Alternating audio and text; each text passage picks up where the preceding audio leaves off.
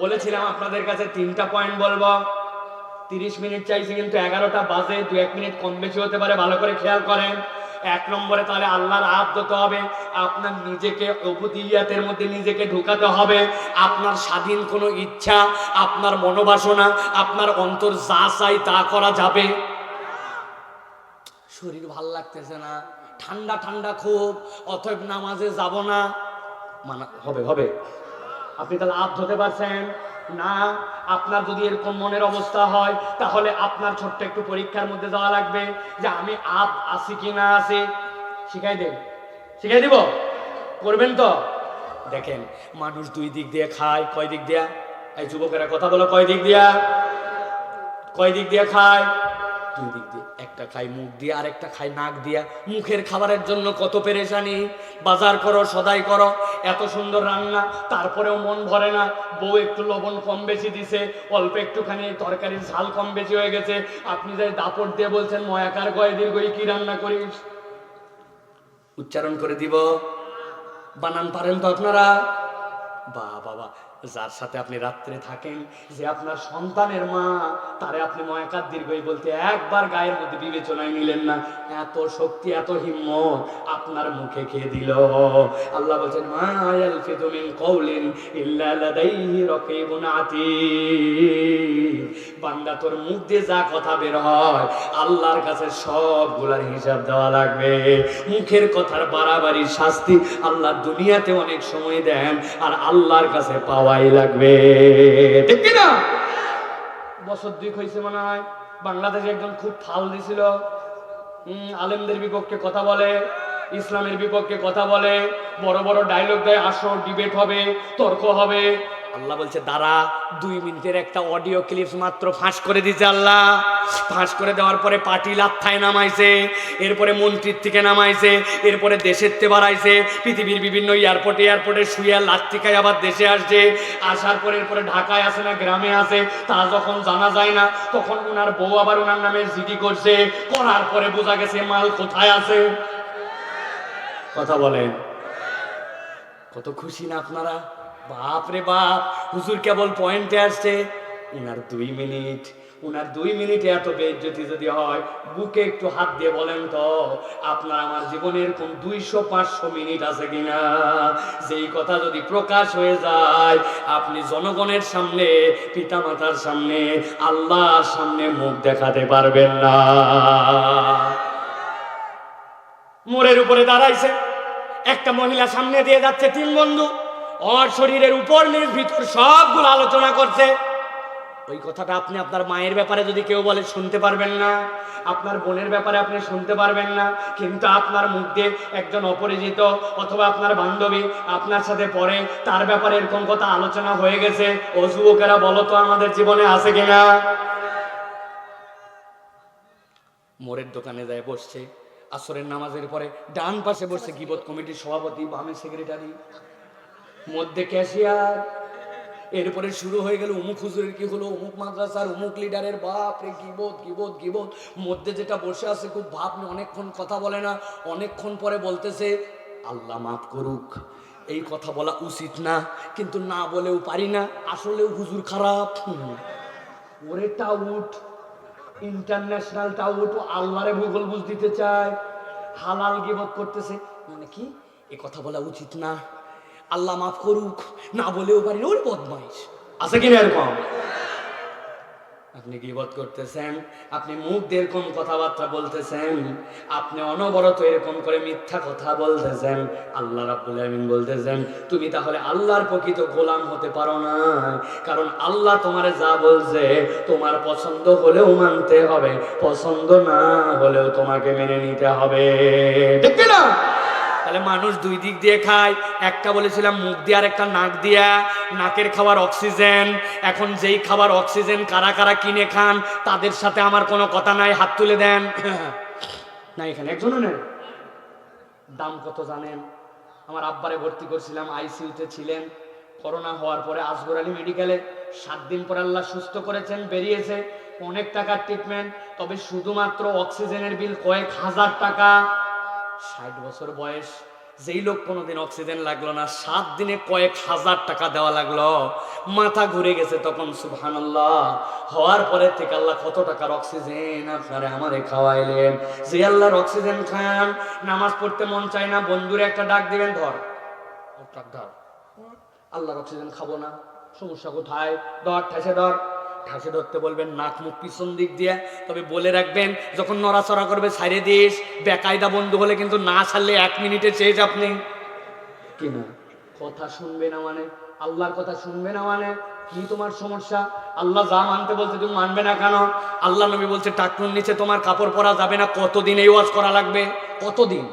হ্যাঁ, ভাস করে রাখেন, নানান ধান্দাবাজি করেন, কতদিন? মহিলারা তো এই ওয়াজ অনেক আগের থেকে আল্লাহ রহমে কবুল করে নিছে, ওরা তো টাকনুর উপরে কাপড় পরা ধরছে। চিন্তা করছেন আপনি কতদিন? আর আল্লাহ বললেন, আল্লাহ নবী বলছেন মা আসফালা মিনাল কাবাইনি জারি ফিন্নার, তোমার টাকনুর নিচে যাও, এটা জাহান্নামে যাবে। আপনি মানেন না কেন ভাই? নামাজ পড়েন না কেন ভাই? মিথ্যা ছাড়েন না কেন? গীবত বাদ দেন না কেন? পিতামাতার সাথে সম্মানসূচক আচরণ করেন না কেন? বাপরে পণ্ডিত, গায়ের মধ্যে এক শার্ট লাগাইছে, পায়ের মধ্যে প্যান্ট, নিচে বুট, হাতের মধ্যে অ্যান্ড্রয়েড মোবাইল, উনি আর দুনিয়ায় নাই। চিন্তা করছে ওর থেকে স্মার্ট লোক পৃথিবীতে নাই। মা সন্ধ্যার পরে ফোন করছে, বাবা সন্ধ্যার পর বাইরে থাকিস না, বাড়িতে কথা বলবে না। কখন আসতে হবে বাড়িতে আমার জানা আছে, বেশি কথা বললে বাড়িতে আসবো না। মা বলছে, বাবা তোর যখন মন চায় আসিস। আগে বাচ্চা কাচ্চা পিতা মাতাকে ভয় করতো, আর এখন মহল্লায় মহল্লায় এমন বেয়াদব সন্তান হয়েছে, উল্টা বাপ মায়ের সন্তানকে ভয় পায় কিনা? 50 টাকা দিয়ে চুল কাটতে গেছে, কয় 50 টাকার কোনো কাট নাই, আমি যে কাট দেবো এটা মিনিমাম 100। যাওয়ার পরে দোকানের সামনেই ছবি দেখছে, একটা শিয়ালের মতো, একটা বেজির মতো, একটা মুরগির মতো, একটা ফার্মের মতো, একটা হাঁসের মতো, একটা কুত্তার মতো। এই কুত্তারটাই চয়েস হচ্ছে, এটাই দে। মধ্যে দিয়ে এইগুলা তুলে দিয়া, 2 পাশ নাই, আবার এই দিক দিয়ে চাঁচ, এদিক দিয়ে 3টা টান। বাপ মা বলছে, এটা একটা চুল কাটা হলো নাকি? কথা বলবে না। তুমি স্মার্টফোন সম্পর্কে কি ধারণা রাখো? বেশি কথা বললে তোমার বাড়িতে থাকবো কি? থাক বাবা থাক, তুই শিয়াল কুত্তার মতো কাটে থাক, তাও থাক। বাপ মা ভয় করে রে ভাই, আপনার আচার আচরণে ভয় করে। যেই বাপ মা সন্তান রে ভয় করে, আপনি বুঝে থাকবেন এই দুনিয়াতে আল্লাহ আপনার জিল্লতির জিন্দেগি দিয়া তারপরে কবরে নিবে, এর আগে আল্লাহ আপনারে কবরে নিবে না। লিখে নেন, মোবাইলে লিখে নেন, সাইফুল্লাহ ভাই বলছে রেকর্ড করে নেন। আপনি আপনার পিতামাতাকে অপমান করেন, পিতামাতাকে কাঁদান, পিতামাতাকে কষ্ট দেন, গরম কথা বলেন, বাপ মার সাথে উচ্চবাচ্য করেন, আল্লাহ আপনার দুনিয়াতে জিল্লতির জিন্দেগি দিবে। লিখে নেন। আবু হুরায়রা আসছে, ইয়া রাসূলুল্লাহ, আমার মা দেখেন, পিঠের দিকে তাকায় দেখেন কেমন মারা মারছে। কে মারছে? তোমার মা। তোমার মা মারছে তো আমার কি? যাও, মায়ের নামে কোনো বিচার নাই। আল্লাহু আকবার। ইয়া রাসূলুল্লাহ, আপনার দপ্তরে আসতে চাই, আমারে আসতে দিবে না, তবে আমি মায়ের নামে বিচার নিয়ে আসি না। ইয়া রাসূলুল্লাহ, কেন আসতে? বলে, ইয়া রাসূলুল্লাহ, আপনি যদি আমার মায়ের জন্য একটু দোয়া করেন, ও তাহলে ঠিক আছে, আসো। আল্লাহ নবী দিয়া দোয়া করছেন, আল্লাহ আবু হুরায়রার মাকে হেদায়েত দিয়ে দাও। আবু হুরায়রা দৌড়ায় গেছেন, বাড়ির সামনে যাওয়ার পরে ডাক দিয়েছেন, ইয়া উম্মি উসবুর ইয়া বুনাইয়া। ভিতর থেকে বলছো, আমার সন্তান একটু দাঁড়াও। আবু হুরায়রা বলছেন, একটু আগে পিটন খায় যে মায়ের কণ্ঠ শুনে গেছি, যেই না আমাকে বলছে দাঁড়াও একটু, ইয়া বুনাইয়া, ওই ডাকের মধ্যে আসমান জমিন পার্থক্য। আমি মনে করছি খেলা শুরু হয়ে গেছে। হঠাৎ করে দরজা খুলে মা দেখে চুলের মাথা দিয়ে টপ টপ করে পানি পড়ে। সাথে সাথে বলছে, ও আবু হুরায়রা, তুই চলে গেছিস যখন মনের মধ্যে কষ্ট লাগছে, তুই তো খারাপ কিছু বলিস নাই। আমি যে আসনামের মূর্তির উপাসনা করি, তার নাকের উপর একটা মাছি বসে হেগে দিছে, কালো একটা দাগ পড়ছে। ও নিজের নাকের দাগের কালো গুটা তুলতে পারে না, মাছি তাড়াতে পারে না, ও কেমন করে আমার ইলাহ হয়? আমার বুঝ হয়ে গেছে, নিয়ে চল আমাকে মুহাম্মাদের দপ্তরে, আমি আল্লাহর নবীর হাতে হাত দিয়ে কালেমা পড়ব। আল্লাহ নবীর দোয়া কবুল, কিন্তু মায়ের নামে বিচার নেন নাই, অভিযোগ নেন নাই। আল্লাহ নবী বলছেন, তোমার মা তোমারে শাসন করছে, আমার কিছু বলার নাই। আপনি মা বাবার কথা শোনেন না, আপনি কেমনে স্মার্ট হলেন, আর কেমনে আপনি আল্লাহর গোলাম হলেন? আল্লাহ তো বললেন, ওয়াকাদা রাব্বুকা আল্লা তা'বুদু ইল্লা ইয়্যা ওয়া বিল ওয়ালিদাইনি ইহসানা। আমি আল্লাহ বললাম প্রকৃত আব্দ হতে চাইলে আগে আল্লাহর ইবাদত করে তারপরে পিতামাতার কথা শোনো। আপনার মন চাইবে না, কিন্তু পিতামাতার সাথে বেয়াদবি করা যাবে না, ঠিক না? সিদ্ধান্ত নিয়ে ফেলছেন বাপ মায়ের সাথে আর কথাই বলবো না, কথা বললেই খালি রাগারাগি হয়, বাদ দিলাম, তাই নাকি? তাই নাকি? আল্লাহ বলছেন ওয়াকুল্লাহুমা কওলান কারীমা।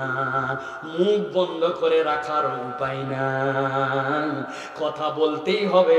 ওই কথাটা যেন সম্মানজনক নম্র কথা হয়। তাহলে কেউ যদি আল্লাহর আব্দের তালিকায় একবার ঢুকে যেতে পারে, রব্বুল আলামিন ওই বান্দাকে আইয়ুবের মতো সহযোগিতা করবে। আরো দুইটা পয়েন্ট আছে, বলবো ভালো করে খেয়াল করেন। আল্লাহ বলছেন ওয়া ইসমাঈল ওয়া ইদরিস ওয়া যাল কিফল কুল্লুম মিনাস সাবিরিন।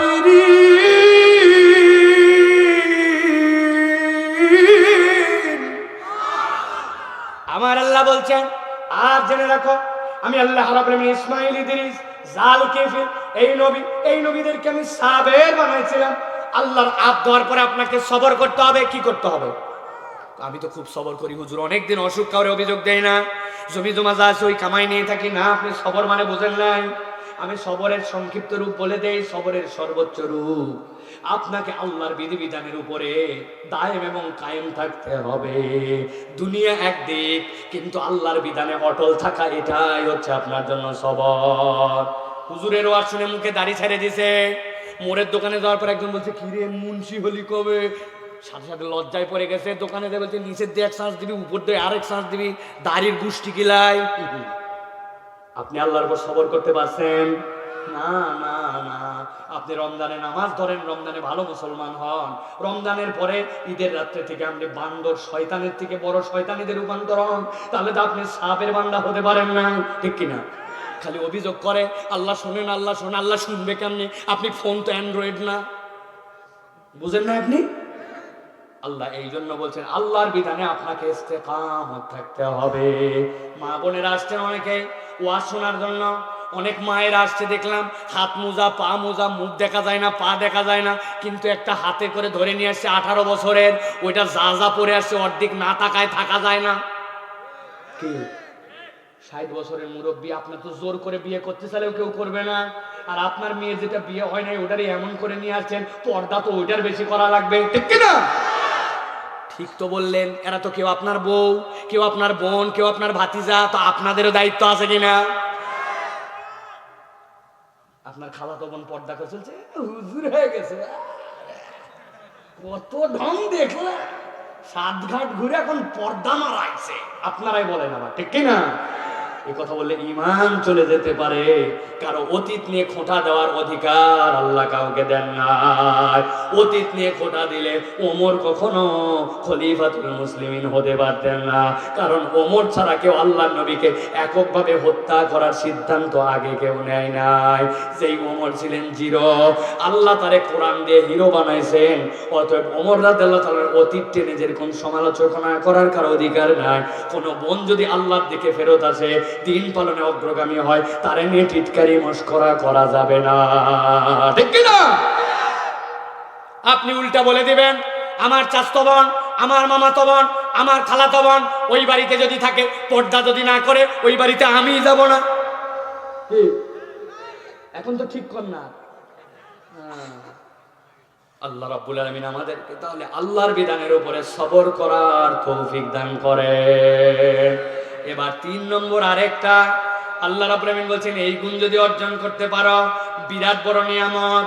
আল্লাহ বলছেন দুনিয়াতে অনেক পয়গম্বর পাঠাইছেন, এর মধ্যে 3 জন পয়গম্বর গরম পয়গম্বর। কয়জন? একজন হযরত মূসা আলাইহিস সালাম। সামনে একটা বাবুরচি, কথা শুনে নাই, ওনার কওমের লোককে খালি খড়ি আনতে বলে, হ্যাঁ খড়ি আনার আরো লোক আছে, কথা শুনে নাই, আস্তে করে বুকের মধ্যে খালি বলছেন সর। আল্লাহর নবী তো জানতেন আল্লাহ কি পাওয়ার দিয়েছেন, বুকে সর বলছেন, জায়গায় মরে গেছে।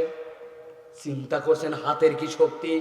আপনারা যদি রাখতে বলি, ঠিক আছে আমার গালের মধ্যে একটা থাপ্পড় লাগান, কি করবেন আপনি থাপ্পড় দিয়ে? আমারে একটু কান টান তারা ধরাতে পারেন, একটু ঝিমঝিম ভাব, গালের মধ্যে দাগ, অথবা খানিকক্ষণ ভোঁ ভোঁ, কিন্তু ডায়লগ যে দেন এক থাপ্পড়ে 32 দাঁত ফেলে।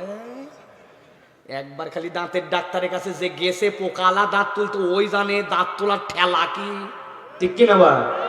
টাইনে উঠে না, 7 দিন কিছু খাওয়া যায় না, কান মাথা পর্যন্ত ব্যথা করে, চোখে মানুষ কম দেখে, আপনি 32 দাঁতে।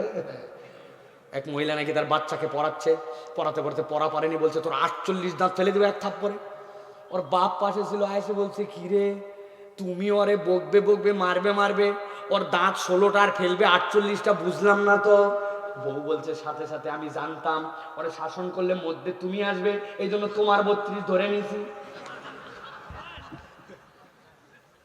প্রিয় ভাইয়েরা, তাহলে হাতের পাওয়ার ছিল মুসা আলাইহিস সালামের গরম নবী। আমি সংক্ষেপ করে বলছি, আরেকজন নবী ছিলেন হযরতে জাকারিয়া আলাইহিস সালাম, আরেকজন ছিলেন ইউনূস আলাইহিস সালাম। আল্লাহ বলছেন আজকের আলোচনার শেষ পয়েন্ট, আল্লাহ বলছেন হযরতে ইউনূস আলাইহিস সালাম তার কওমকে বলেন, এই কওম তাড়াতাড়ি করে তোমরা তওবা করো, আল্লাহর পথে ফেরত আসো, আল্লাহর আব্দ হয়ে যাও। আসমানে তাকায় দেখো, দেখছো কি দেখছো? আসমানে সবাই তাকায় দেখলো। মাঝে মাঝে আপনারা ওই লেদের মধ্যে অথবা কোনো জায়গায় যেখানে গ্রিল মিস্ত্রিরা রড কাটে, রড কাটার সময় দেখছেন খ্যার করে যখন সামনে দিয়ে আগুন সরে, দেখছেন আপনারা? ওই আগুন দিয়ে কিছু পড়ে না, কিন্তু আগুন সরায়। ওরা তাকায় দেখলো আসমান থেকে আগুন আসতেছে আসতেছে, আবার উঠে যাচ্ছে, আসতেছে আসতেছে। হযরত ইউনূস আলাইহিস সালাম সাবধান, এক্ষুনি কিন্তু গজব আসবে, তওবা করো, তাড়াতাড়ি তওবা করো। ওরা বললো কতবার এরকম হলো দেখলাম, রাখো। ইউনূস আলাইহিস সালাম বলেন আর বাঁচার উপায় নাই, যেখানে গজব নামবে আমি সেখানে নাই, আমি রওনা দিয়ে দিলাম। আল্লাহ বলছেন ওয়াজান্নুন ইযহাবা মুগাদিবা ফাযান্না আল্লান নাকদিরা আলাইহি ফানাদা ফিজ যুলুমাত।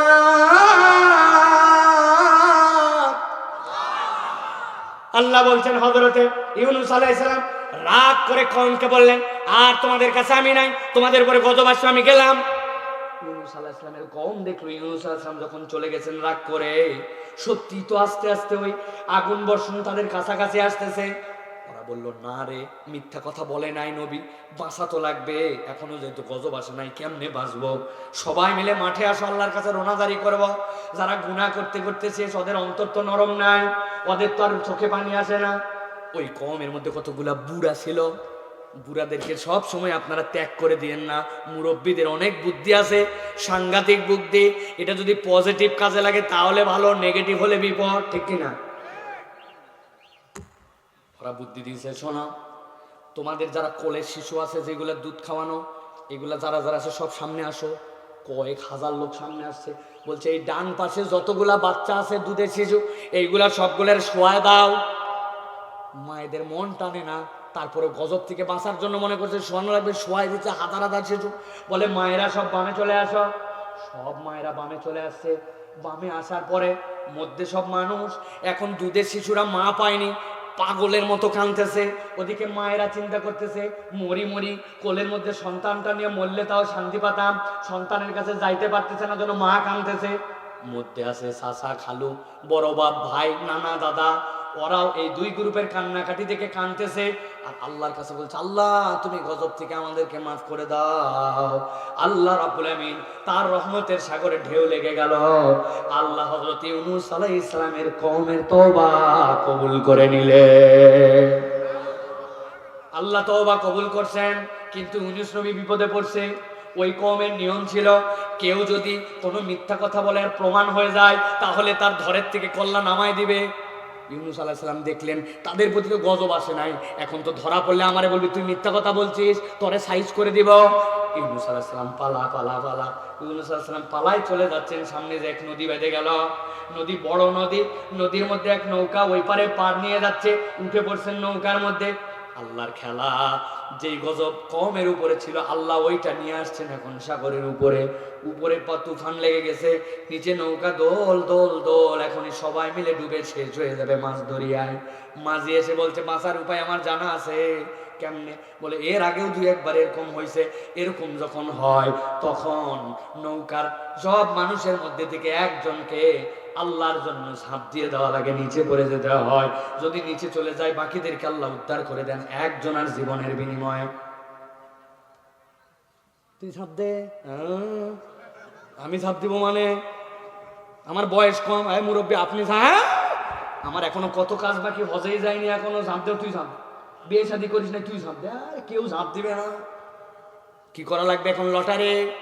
এখন লটারিতে করা লাগবে না, কোনো সিটারি আছে। লটারিতে চিটারি আছে, আছে অনেক লটারিতে চিটারি আছে। একটা সিটারির লটারি গল্প শোনান। 7 বন্ধু মিলে খেলবে। টিফিনের পরে যেই স্যার, ওই স্যার হ্যান্ডওয়ার্ক দিয়েছে, হাতের খাতায় 1 পাতা করে লেখা লাগবে। একজনেরও লেখা হয় নাই। টিফিনের পরে ওই ক্লাস, লেখা না হলে শান্টিং। এদিকে তো টিফিনের সময় একটু খেলা লাগবে। 6 বন্ধু মিলে বলছে যে কোনো এক বন্ধু লিখে দে সবার খাতা, বাকিগুলা খেলি। আগামীকালকে আবার তুই খেলিস, আরেকজন লিখবে। ওই তুই লেখ না, আমি লিখবো না। তুই লেখ, তুই লেখ, কেউ লিখবে না। যে ভোটকা, আমাদের মধ্যে একটু মোটা আছে, ভোটকা তুই লেখ। ভোটকা বলছেন ভোটকা হলে কি হবে, খেলায় কমাতে নাকি, আন্দাজে আমি লেখো কেনা। এরকম করা যাবে না। কি করা লাগবে? লটারিতে লেখো, যার নাম উঠবে সে খাতায় সবারটা লিখে দিবে, হাতের লেখা। বাকিরা খেলবে। লটারির জন্য 7 জনের নাম দিয়েছে, একজন উঠাইছে। আল্লাহর কি কাম, ওই ভোটকার নামে উঠছে। ভোটকা তো মনের দুঃখে খাতায় সবার লিখতেছে। এখন খেলতেছে 6 জন। এক বন্ধু আরেক বন্ধুকে বলছে আমরা সবাই চাচ্ছিলাম ভোটকার নামে উঠুক, কিন্তু দোস্ত ওর নাম উঠলো কেমনে? কই বেকুব কোথাকার, লেখার দায়িত্বে আমি ছিলাম। 60টার মধ্যে ওর নাম ছাড়া কারো নাম ছিল নাকি?